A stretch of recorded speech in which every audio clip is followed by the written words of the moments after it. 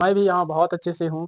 तो क्लास 10 का हिंदी लेकर के आ चुके हैं हम लोग, और क्लास 10 का हिंदी लेकर के हम आ चुके हैं। और ये जो वीडियो होने वाला है बिहार बोर्ड के स्टूडेंट के लिए है, जो मैट्रिक का परीक्षा 2026 में दीजिएगा, उनके लिए तो ये वीडियो बहुत ही महत्वपूर्ण है। ठीक है, बहुत ही महत्वपूर्ण है। और आप लोगों से हाथ जोड़ करके रिक्वेस्ट करता हूँ कि एक बार यदि ये वीडियो आप देख लीजिएगा, तो नहीं इस वीडियो में नहीं आपका ऑब्जेक्टिव छूटेगा, नहीं आपका सब्जेक्टिव छूटेगा। कंप्लीट आपको समझ में आएगा। एक भी क्वेश्चन अगर छूट जाए, डाउट रह जाए, तो आप कमेंट कर दीजिएगा कि सर हमको इस वीडियो में डाउट है, हम पूरे डिलीट कर देंगे वीडियो यूट्यूब पर से। ठीक है, हम डिलीट कर देंगे। तो इसीलिए वीडियो को पूरा देख लीजिए एक बार, यकीन मानिए कि नहीं छूटेगा। सर पढ़ाने वाले क्या है, तो सर पढ़ाने वाला है, ठीक है, चैप्टर 1 है वर्णिका। ठीक है, विषय है हिंदी जो है, चैप्टर का नाम है वर्णिका। हम लोग स्टार्ट कर रहे हैं दही वाली मगम्मा। चैप्टर का 1 है, चैप्टर 1 दही वाली मगम्मा। हमको ज्यादा नहीं दीजिए, बस हमको 10 मिनट का समय दीजिए घड़ी देख करके, और आपको ये कंप्लीट आपको समझ में आएगा। 10 मिनट में आप 4 नंबर ले लीजिएगा। इससे आप क्या करना चाहिएगा, 10 मिनट में 4 अंक एकदम पक्का अवे करता है। इससे पूरा कहानी स्टोरी समझ में आ जाएगा। एक भी डाउट अगर रह जाएगा ना, तो हमको बोल दीजिएगा। ठीक, चलिए वीडियो को शुरू करते हैं।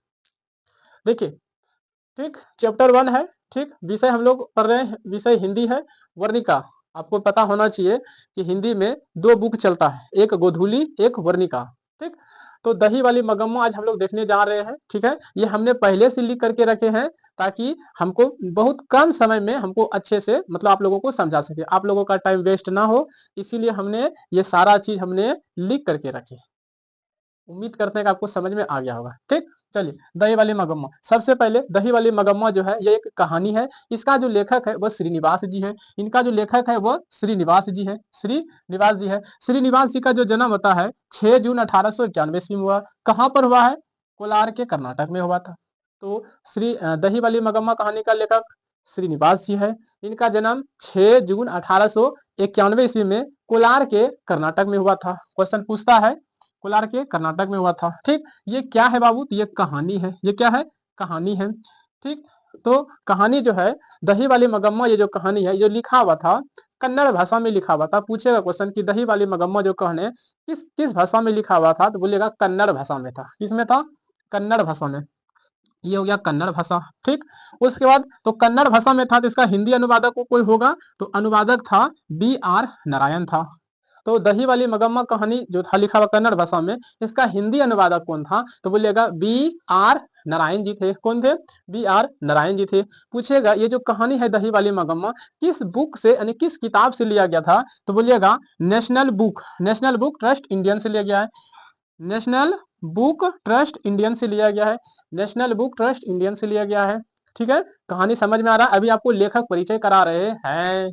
ठीक, उसके बाद ठीक, और पूछेगा श्रीनिवास जी जो है, इसका जो लेखक है, श्रीनिवास जी का पूरा नाम क्या है, तो बोलिएगा पूरा नाम जो है, पूरा नाम मस्तिष्क वेकेटेंस एंड कार। ठीक, तो श्रीनिवास जी का जो पूरा नाम है मस्तिष्क वेकेटेंस एंड कार है। ठीक, ओके। ठीक, अब ये लेखक परिचय था, और इनका मृत्यु कब हुआ था ये बुक में आपको नहीं दिया गया है। ठीक, तो इसीलिए हम भी आप लोगों को नहीं बता रहे। आगे बढ़ जाते हैं। अब देखते हैं कहानी में कौन मेन हीरो और हीरोइन थे, नायिका। ठीक है, हीरो और हीरोइन, तब ना फिल्म सब देखते हैं तो तब ना आपको पता चलता है, हाँ ये कहा इस कहानी में ये हीरो है, मतलब ये फिल्म में ये हीरो है सन्नी देओल है, ये गुंडा है उनको पीटता है, ये हीरो है हीरोइन है, इससे लव होगा, उससे प्यार होगा, मोहब्बत होगा, तब ना समझते हैं कि ये हीरो है ये हीरोइन है। इसी से दोनों से चक्कर पकड़ चलेगा। लव स्टोरी फिल्म है तो चलेगा इसी से, है ना, दूसरा से नहीं। कोई दूसरा आ गया बंदा तो समझ लो गया काम से। ठीक है, तो वही चीज यहाँ पे। तो ये बहुत दुख का बात है कि एक मगम्मा है, इसका जो मेन नायिका है, हीरोइन है, प्रमुख पात्र है जिसको कहते हैं, कहानी का प्रमुख पात्र है, प्रमुख पात्र जो है वह है मगम्मा है।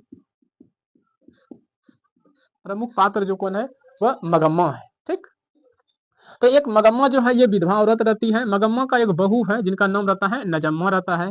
ठीक है, नजम्मा का जो घर रहता है, गांव का नाम रहता है वेकेंटपुर रहता है, वेकेंटपुर रहता है। आई होप कि आपको समझ में आ रहा है। इस कहानी में एक मगम्मा जो कि विधवा औरत रहती है, इनका एक बहू रहती है नजम्मा, नजम्मा का एक बेटा रहता है, नजम्मा का एक बेटा और उनका एक पति देव रहता है। राइट, ठीक, बेटा प्लस पतिदेव। और मगम्मा का ही एक दोस्त हुआ करती है माँ जी। माँ जी जिनको सभी बात शेयर करते हैं, सभी बात घर में जो भी चीज होता है उनको बताता है। ठीक, मगम्मा क्या बेचती है बाबू, तो बोलिएगा दही बेचती थी। मगम्मा क्या बेचती थी, दही बेचती। ठीक, कहाँ पे बेचते थे, तो बेंगलोर में बेचती थी। अभी आपको हीरो एवं हीरोइन का नाम समझा रहे हैं। ठीक, ठीक। और इस कहानी में बाबू एक रंगप्पा रहता है जो कि बहुत खचड़ा हुआ करता है। क्या रहता है, बहुत ही खचड़ा होता है। ठीक, आई होप कि आपको ये समझ में आ गया। मगम्मा क्या बेचती थी, तो मगम्मा दही बेचती थी। ठीक है, ठीक। चलिए आगे हम कहानी में समझते हैं। तो एक मगम्मा, समझ में आ गया ठीक है। तो एक मगम्मा, मगम्मा का बहू का नाम नजम्मा। ठीक, नजम्मा का एक, नजम्मा हो गया। आगे बढ़ जाए। ठीक, तो मगम्मा जो है, ठीक है, मगम्मा दही बेचने का काम करती है। क्या करती है, दही बेचने का काम। ठीक है, मगम्मा जो है बरसों से बारी बारी से दही बेचा करती थी। ठीक है, बारी किसको कहते हैं, रोज रोज दही बेचती थी और महीना लगता था तो पैसा ले लेता था, उन्हीं को हम लोग क्या कहते हैं, बारी कहते हैं। क्या कहते हैं, बारी कहते हैं। ठीक है, तो मगम्मा दही बेचती थी। तो ऐसे रीति रिवाज उसको लग गया कि ऐसा रीति रिवाज जो है ना अब नहीं चलेगा। ठीक है, इस गांव में, किस गांव में बेचती थी, वेकेटपुर में। तो ऐसा उनको लगा कि रीति रिवाज नहीं चलेगा। जब नहीं चलेगा तो वो चल गया बेंगलुरु जाने लगे, थोड़ा सा दूर हटके बेचने लगे। ठीक है, तो मगम्मा कहाँ पे दही बेचती थी, बोलिएगा बेंगलोर में। गांव का नाम क्या था, वेकेटपुर था। ठीक, वेकेटपुर था। ठीक, चलिए आगे हम लोग बढ़ जाते हैं। ठीक, तो मगम्मा जब दही लेकर के बेचने के लिए जाती थी तो एक रास्ता में उनको माँ जी मिलती है। ठीक है, मतलब एक रिलेशन बना लेती है उससे। क्या करती है, रिलेशन बना लेती है। तो मगम्मा जब भी दही बेचने के लिए जाती थी तो माँ जी के घर देते हुए जाती थी, बोलती थी माँ जी दही लोगी क्या, आज बहुत अच्छा दही गढ़ा लाए हैं। तो उनका बेटा बाबा कहता हाँ हाँ माँ जी दही लूंगी लूंगी। तो रुकती थी और दही अच्छा सा गढ़ा से निकाल करके दे देता था। बोलता माँ है क्या, बोला हाँ माँ भी है। तो माँ से भी भेंट कर लेती थी। फिर दही चल जाते आगे आगे बेचने के लिए, दही बेच करके उधर से आती थी तो बैठती थी किसके यहाँ, माँ जी के यहाँ। किस, कहाँ गया, ये रहा माँ जी। माँ जी के यहाँ बैठती थी और पान सुपारी भी खाती थी। तो पूछेगा क्वेश्चन कि मगम्मा क्या खाती थी, तो बोलेगा पान सुपारी खाती थी। मगम्मा क्या बेचती थी, दही बेचती थी। राइट, तो उधर से लौटती थी। ऐसे ही रीति रिवाज चलते रहा। तो कोई 15 दिन पहले की बात है। कब, कोई 15 दिन पहले, जब मगम्मा दही बेच करके आ रही थी तो उसके घर में जब मगम्मा कोई 15 दिन पहले दही बेच करके जब मगम्मा घर आ रही थी तो मगम्मा की जो बहू थी नजम्मा उन्हें अपने बेटे को बहुत पीट रहा था। छोटा सा बच्चा था, 1-2 साल का था, बहुत ही क्या कर रहा था, पीट रहा था। तो मगम्मा को देखा नहीं गया। स्वाभाविक चीज है, आप लोग के घर में छोटे बच्चे को पीटेगा माँ तो देखा जाएगा, दादी को नहीं ना, हाउक देगा पकड़ के, सुना देगी चार बाबा, तो देखा नहीं गया। तो मगम्मा बोलती है क्यों रे राक्षसी, इस छोटे से नन्हे से बच्चे के तुम क्यों पीट रही है। फिर से सुनना, गाली दे रही, क्यों रे राक्षसी, इस छोटे से बच्चे के तुम क्यों पीट रही है, इन्होंने तुम्हारा क्या बिगाड़ा है। तो कहती है हमार बेटा है, हम कुछ करें, उठाए तो उल्टा दे, ये कोई बात हुआ रे, आने दो तेरे पति देव को, उन्हीं से शिकायत करूंगा तेरे, कि जा जा जिसको करना है करना। ये कौन बोल रही है, ठीक है, तो समझ में आ रहा है। तो मगम्मा बोल रही है ये सारा बात, अब उसकी जो बहू उल्टा करके जवाब देती है हाँ जिसको करना है शिकायत करना है कर दो, हमको कोई फर्क नहीं पड़ता है। समझ में आ गया, चलिए ये सारा चीज हो गया। तो उधर से लगले पतिदेव भी आ गया। तो पतिदेव ने क्या किया, अपनी कन्यन का पक्ष ले लिया। कुछ तुझे क्या, अगर तुझे फर्क होना है तो तुम फर्क हो जा। अपनी माँ को बोल रही है, अपने बेटा तुझे क्या फर्क होना तो आज दोपहर से ही अलग हो जा। तो मगम्मा को दोपहर से अलग कर दिया, सारा फलना ढकना जितना चीज था, खाना बनाने वाला रसोई घर का सामान अलग, कपड़ा लता सब अलग कर दिया। तो पूछेगा क्वेश्चन कि मगम्मा को उनके बेटे ने कब से अलग कर दिया था, आंसर बोलेगा दोपहर से ही अलग कर दिया था। ठीक, उनके बाद और क्या आता था, जब वो मगम्मा ने जब बहू का मतलब जो बहू जो थी तो हर साल क्या करते थे, कुछ गिफ्ट दिया करते थे। जैसे कर्ण फूल हो गया, कान में पहनने वाला कर्ण फूल हो गया, कान के जो ऊपर में पहनता है, ऊपर से लोग कुछ जो भी बोलते हैं। ठीक है, कान वाले तो कान में देता था, हाथ में, नाक में बेसर सब कुछ देता था। ठीक है, कौन, मगम्मा देती थी अपने बहू को। ठीक, अब अलग कर देता, अब क्या घंटा देगा हैं? अब अलग कर देता, अब कहाँ से देगा। तो मगम्मा बेचती थी दही, खूब पैसा होता था और पैसा बहुत ज्यादा हो गया तो घर में रखने में डर भी लगता था। इसीलिए बोला माँ जी मेरा पैसा तुम ही रखना।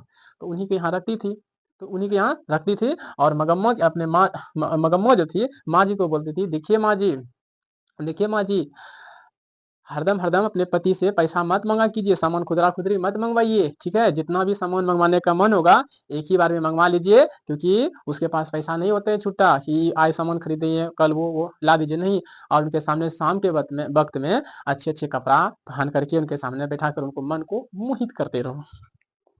क्या करो, मन को मोहित करते रहो। समझ में आ रहा है आप लोगों को? हाँ, तो आप लोग भी समझ रहे हैं क्या बोल रहे हैं?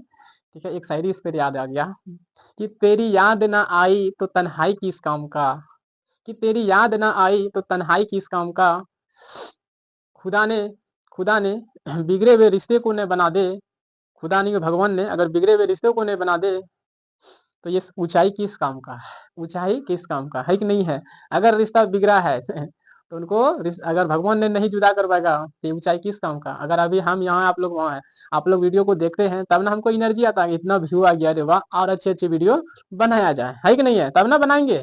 गुड, तो आप लोग वीडियो को लाइक सब्सक्राइब कर दीजिएगा। ठीक, कहाँ पे थे, माँ जी के पास थे ना, तो वहां पे पैसा वैसा क्या करती थी, रखने के लिए देती थी। और मगम्मा के पास ढेर ही पैसा हो गया, जब ढेर ही पैसा हो गया तो अब क्या किया, तो मगम्मा को बोला कि हमको भी चाहिए पहनने ओढ़ने का, इनको भी शौक चढ़ गया, विधवा थी फिर भी काहे नहीं पहनेगा। ठीक, तो मखमल का ब्लाउज पहनती थी, उस समय 7 से 8 रुपया पड़ता था एक पीस का। तो क्वेश्चन पूछेगा मगम्मा किसकी ब्लाउज पहनती थी, तो बोलिएगा मखमल की ब्लाउज पहनती थी। किसका, मखमल की। कितना दाम, 7 से 8 रुपया। उसके बाद ऐसे ही रीति रिवाज चलते रहे, ठीक है। तो गांव में पता चल गया एक लड़का था रंगप्पा, बहुत वेरी वेरी इंपॉर्टेंट है। पता चल गया रंगप्पा, एक गांव में एक लड़का था रंगप्पा, ठीक। उनको पता चल गया कि मगम्मा के पास बहुत ज्यादा पैसा हो गया, इनको बेटा सब अलग अलग कर दिया है। ठीक, अब जो है ना, तो रंगप्पा जो है, तो मगम्मा जो है, मगम्मा दही बेच करके उधर आ रही थी, तो रंगप्पा मिला अमराई के कुआं के पास। क्वेश्चन पूछेगा रंगप्पा मगम्मा से कहाँ मिलती थी, तो आंसर बोलिएगा अमराई के कुएं के पास। अमराई का कुआं कहाँ पर है, तो बोलिएगा रास्ते में है। अमराई का कुआं कहाँ है, तो बोलिएगा रास्ते में। ठीक है, तो पहली बार जब मगम्मा रंगप्पा मगम्मा से मिली तो पूछा क्यों रे मगम्मा, आज से तुम बहुत सुंदर लग रही है। ठीक है, मगम्मा को घबराहट हो गया थोड़ा सा, ठीक है, तो वहां से निकल पड़ी। फिर अगले दिन मगम्मा दही लेकर के गई, बेचा और माँ जी के पास सारा बात शेयर किया और उनको बताया कि देखिए, ठीक है। फिर इधर से आया, तो फिर रास्ता में दूसरा दिन फिर रंगप्पा मिलता है, तो फिर बोलता है क्यों मगम्मा, खैनी है, खैनी खैनी खाने वाला खैनी, खैनी है, सफेदी है, सफेदी सफेदी, ठीक, ठीक सफेदी है, मांग करके।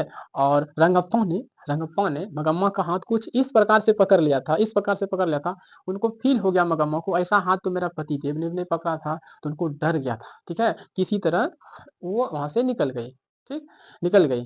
ठीक है, तो सारा बात बता दिया कि माँ जी देखिए एक लड़का मेरे गांव का है, रंगप्पा है, जो कि मेरा हाथ ऐसे पकड़ लिया था। ठीक है, और क्या कर रहा था रंगप्पा, मगम्मा से कर्ज भी मांग रहा था कि क्यों रंगप्पा मुझे पैसा, क्यों मगम्मा मुझे 2,000 रुपया का जरूरत है, मुझे दे दीजिए, फिर हम अगले दिन आपको लौटा देंगे।